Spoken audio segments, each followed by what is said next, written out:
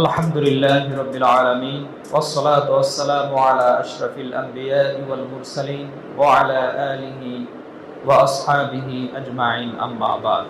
শ্রদ্ধেয় শিক্ষক মণ্ডলী ও স্নেহের শিক্ষার্থীরা, আজকের এই সাপ্তাহিক কোরআন নাইট আয়োজনে সকলকে জানাই আন্তরিক মুবারকবাদ।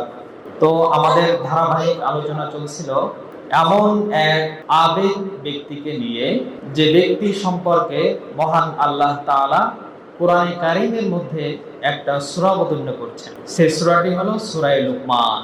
হযরতে লুকমান আলাইহিস সালাম তিনি কোনো পয়গম্বর ছিলেন না, তিনি ছিলেন একজন আবেদ। আল্লাহ তাআলা এই আবেদের ইবাদতের উপরে খুশি হয়ে তাকে হিকমত দান করছিলেন। এলেম বলা হয় কোরআন শিক্ষা করা, হাদিস শিক্ষা করা, এগুলো হলো এলেম। আর হিকমত হলো প্রজ্ঞা। অর্থাৎ হিকমত হলো ওই প্রজ্ঞা যে প্রজ্ঞার আলোকে এই এলেমগুলোকে যথা স্থানে ব্যবহার করা যায়, তাকে কি বলা হয়? হিকমত বলা হয়। তো লুকমান আলাইহিস সালাম তাকে আল্লাহ এলেমও দিয়েছিলেন এবং হিকমতও দান করেছিলেন। তো হযরত লুকমান আলাইহিস সালাম তার ছেলেকে উদ্দেশ্য করে যে সমস্ত উপদেশমালা তিনি তার পুত্রকে দিয়েছিলেন, সেই উপদেশমালা যে এতই গুরুত্বপূর্ণ, এই গুরুত্বপূর্ণ উপদেশগুলোকে মহান আল্লাহ তাআলা কুরআনুল কারীমের মধ্যে লিপিবদ্ধ করে দিয়েছেন।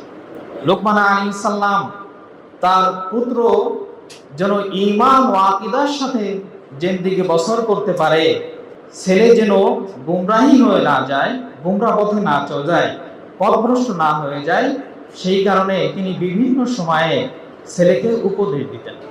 সেই উপদেশের কিছু অংশ আল্লাহ পাক সূরা লুকমানের কয়েকটি আয়াতে তিনি এটি কি করে দিয়েছেন, বর্ণনা করে দিয়েছেন। ওয়াইজ ক্বালা লুকমানু লিবনিহি ওয়া হুয়া ইয়াইযুহু ইয়া বুনাইয়া লা তুশরিক বিল্লাহ। হযরত লুকমান আলাইহিস সালাম তার পুত্রকে উপদেশ দিচ্ছেন, হে আমার ছেলে, হে আমার প্রাণপ্রিয় পুত্র, তুমি কখনো আল্লাহ তাআলার সাথে শিরিক করো না। ইয়া বুনাইয়া লা তুশরিক বিল্লাহ, হে প্রিয় পুত্র, কখনো তুমি আল্লাহর সাথে শিরিক করবা না। ইন্না শিরকা লা যুলমুন আযীম, কারণ শিরিক হলো অনেক বড় জুলুম। তো এখানে আল্লাহ তাআলার সাথে শিরিক করতে নিষেধ করছে। আল্লাহ তাআলার সাথে শিরিক কিভাবে হয়? দেখো, আল্লাহ তাআলার সাথে শিরকের দুটি সুরত রয়েছে। একটা আছে শিরিক ফিজ জাত, আর একটা হলো শিরিক ফিজ সিফাত। আল্লাহ তাআলা জাতের সাথে শিরিক করা, আর একটা শিরক হলো আল্লাহ তাআলার যে গুণ আছে এই গুণের সাথে অন্য কাউকে কি করা, শরীক করা। তো দেখো, আল্লাহ তাআলা এমন এক জাত যে জাতটা শরীক মুক্ত। আল্লাহ তাআলা এমন জাত, তিনি এক এবং অদ্বিতীয়, লাম ইয়ালিদ ওয়া লাম ইউলাদ। আল্লাহ তাআলা এমন জাত, এমন সত্তা, তিনি কারো থেকে জন্মগ্রহণ করেননি, আবার কাউকে জন্মও দেননি। এটা হচ্ছে আল্লাহ তাআলার জাতের একটা বৈশিষ্ট্য। আল্লাহ তাআলা জাতের সাথে কোনো কি নাই, কোনো শরীক নেই। আল্লাহ তাআলা কি কারো থেকে জন্মগ্রহণ করছে? না। এবং তার থেকেও কেউ কি করেনি, জন্মগ্রহণ করেনি। তো দেখো, এটা হচ্ছে কি তাওহীদ। এটা কি তাওহীদ, একাত্মবাদে বিশ্বাস করা। আল্লাহ তাআলা জাতের সাথে শিরিক করে পৃথিবীর মধ্যে একটি জাত আছে, তারা হলো ইহুদি। কারা? ইহুদি, নাসারা, খ্রিস্টানেরা। যে খ্রিস্টানেরা বলে যে আল্লাহ তাআলা হলো এমন এক জাত যার আরো দুটি শরীক আছে। আরো দুটি কি আছে? শরীক আছে। হযরত মারিয়াম আলাইহিস সালামকে তারা বলে ইনি হলেন আল্লাহ তাআলার বিবি। সবাই বলো নাউজুবিল্লাহ।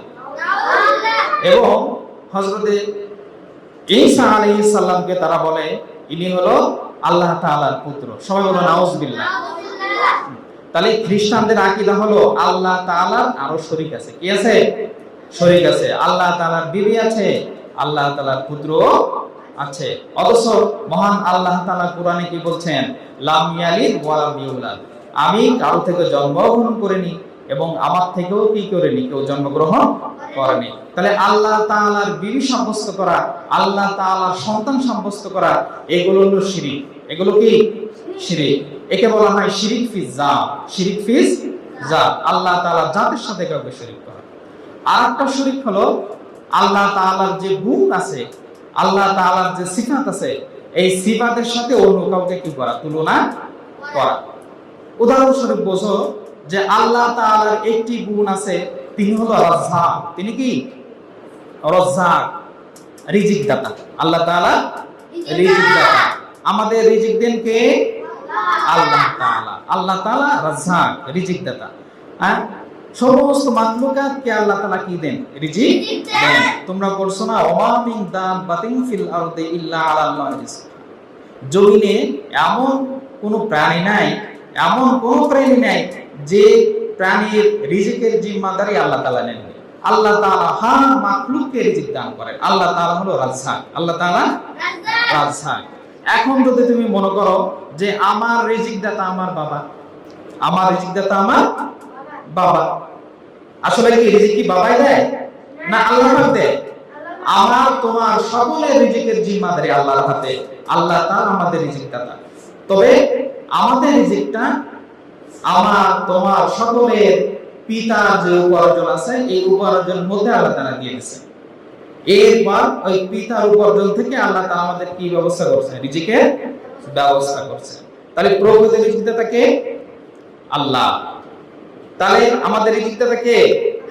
আল্লাহ, নাকি অন্য কেউ? অন্য কেউ। হ্যাঁ, আমাদের রোগ মুক্তি কে করেন? আল্লাহ তাআলা। এমন কেউ আছে যে রোগ মুক্ত করতে পারে?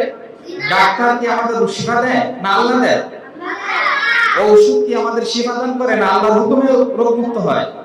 হ্যাঁ, এই ইয়াকিন আমাদের ভিতরে পয়দা করতে হবে। এই ইয়াকিন আমাদের দিলে বসাতে হবে। এই ইয়াকিন যদি আমাদের দিলের বসে বসাতে পারি, তাহলে আমরা হলাম তাওহীদের কায়েল। আমরা হলাম তাওহীদের কায়েল। আল্লাহ পাক আমাদের সবাইকে তৌফিক দান করেন।